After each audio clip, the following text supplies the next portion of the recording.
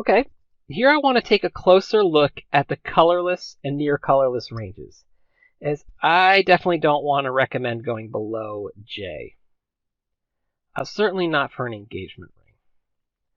Note that color is graded at laboratories upside down like this against a white background in a controlled lighting environment, which, to be honest, is not how anyone is ever going to see your diamond in the real world. So that is one argument for being a little flexible on this factor. Obviously, budget is going to be a factor, as well as your own and your recipient's persnicketiness. But I think this is a good slide for you to look at, kind of figure in your own mind where your limit is on what level of color is acceptable to you in your eye. I personally tend to draw the line at G or H, as I really start to notice the tint with the I and J. And you will find that is that's I don't think I'm the only person with this opinion. Now everyone's eye is different. Everyone can perceive differences of color differently.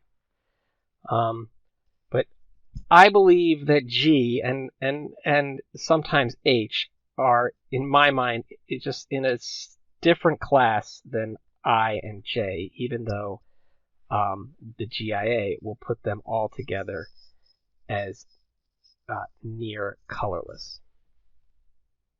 Here perhaps is an even better view with D colorless diamonds on the left and other grades on the right.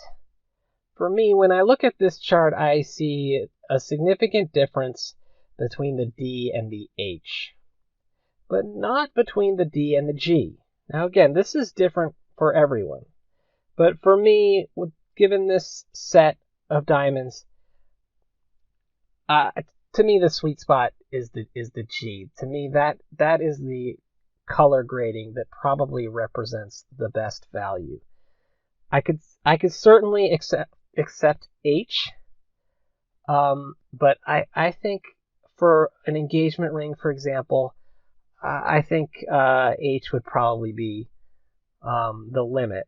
Now that is H is a very, very fine diamond, and many people would be willing to accept a lower color than H for a larger stone, for higher clarity. But for me, I really would like to draw the line at H, and if budget allows, really even better at G.